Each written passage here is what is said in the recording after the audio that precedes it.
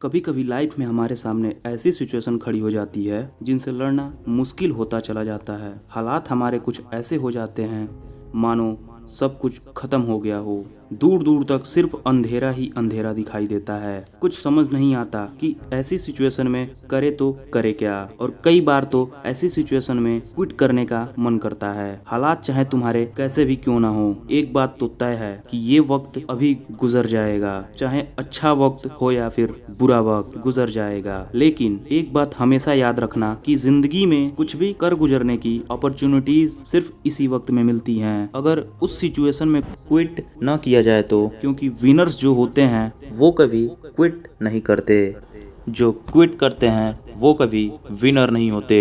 आप क्या चाहते हैं, एक एवरेज लाइफ या फिर एक स्टैंडर्ड लाइफ? जब आप सड़क पर निकलो तो आपको लोग इग्नोर करें, या फिर जब आप सड़क पर निकलो तो हर इंसान की नज़र आप पर हो? क्या चाहते हैं आप लोग? आपसे ये कहें ये इंसान कुछ नहीं कर सकता, या फिर ये कहें ये बंदा कुछ न कुछ करके दिखाएगा, ये बंदा कुछ चेंजेस लाएगा? लेकिन कैसे करेगा? क्विट करके मर जाना, लेकिन क्विट मत करना। चाहे परिस्थिति कितनी भी विपरीत क्यों ना हो, कभी भी क्विट मत करना। आपका समय आज बुरा है, कल और बुरा होगा, लेकिन एक ना एक दिन आपकी जीत होगी। लेकिन सिर्फ शर्त इतनी सी है कि आप उस सिचुएशन में टिके रहो और क्विट ना करो। ये प्रकृति चाहती है कि इन परिस्थितियों से लड़ें, संघर्ष करें, ताकि हम और मजबूत बन सकें। क्योंकि ये परिस्थितियाँ आती ही हमें मजबूत बनाने के लिए, ना कि हमें कमजोर बनाने के लिए। ये प्रकृति चाहती है कि आप और कामयाब बने, इसलिए आपके साथ कुछ न कुछ बुरा होता रहता है। और ना सिर्फ आपके साथ, बल्कि इस दुनिया में मौजूदा हर इंसान के साथ हर समय कुछ न कुछ बुरा होता रहता है। ये प्रकृति का नियम है, हम इसमें कुछ नहीं कर सकते। हमारा क्या कर्तव्य है? हमें सिर्फ इतना सा करना है कि टिके रहना है, चाहे परिस्थिति कैसी भी हो। मैं आपको एक छोटी सी कहानी बताता हूँ। एक बार एक बायोलॉजी के टीचर ने अपने स्टूडेंट्स को एक तितली के बारे में बता रहे थे, और उन्हें यह प्रैक्टिकली दिखा रहे थे कि खोल में से तितली कैसे निकलती हैं। और वो टीचर ये कहकर चले गए कि कोई भी स्टूडेंट्स उस तितली की मदद नहीं करेगा। वहाँ पर जितने भी स्टूडेंट्स थे ध्यान से उस खोल में से उस तितली को निकलते हुए देख रहे थे। तभी एक बच्चे को उस पर दया आ गई और उसने उस तितली की मदद की उसे बाहर निकालने में, और सफलतापूर्वक वह तितली बाहर निकल गई। और उस बच्चे की वजह से उस तितली को कोई भी संघर्ष नहीं करनी पड़ी, कोई ज़्यादा मेहनत नहीं करनी पड़ी उस खोल से बाहर आने में।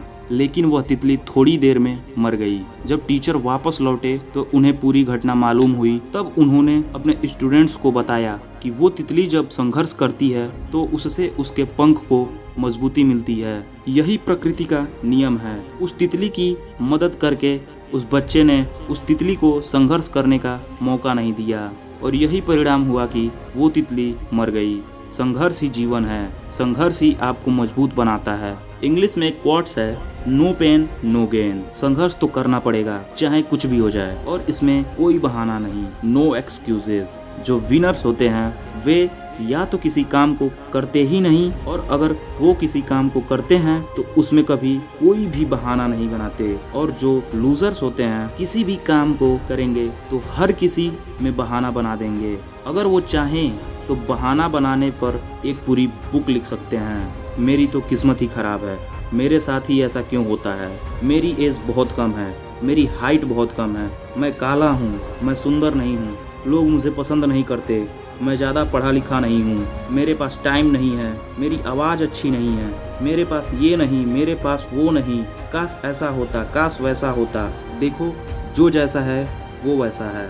ना तो आज तक कुछ बदला है और ना ही कभी कुछ बदलने वाला है, तब तक जब तक कि आप अपने आप को नहीं बदल लेते। जब भी अंदर से ऐसी फीलिंग्स आए, जब भी बहाना बनाने का मन करे, आप अपने आप से जोर से चीख कर चिल्ला कर कहें, नो एक्सक्यूजेस, कोई बहाना नहीं। जहाँ पर भी आप काम करते हैं, जहाँ पर भी आप पढ़ाई करते हैं, जहाँ पर भी आपका वर्क प्लेस है, वहाँ पर कागज पर लिख करके चिपका दें, नो एक्सक्यूजेस, कोई बहाना नहीं। मैंने भी अपने वर्क प्लेस पे ये लिख के रखा है, नो एक्सक्यूजेस। और आज से आप भी कसम खा लें कि कभी भी इस जिंदगी में बहाना नहीं बनाएंगे। आज आप लोग भी कमेंट में लिख करके जाएं नो एक्सक्यूजेस, ताकि मुझे पता चले कि कितने लोगों ने इस वीडियो को पूरा देखा है। मैं आपसे मिलूंगा कल एक नए वीडियो में, और हाँ, चैनल को सब्सक्राइब करना बिल्कुल ना भूलें। तब तक के लिए जय हिंद।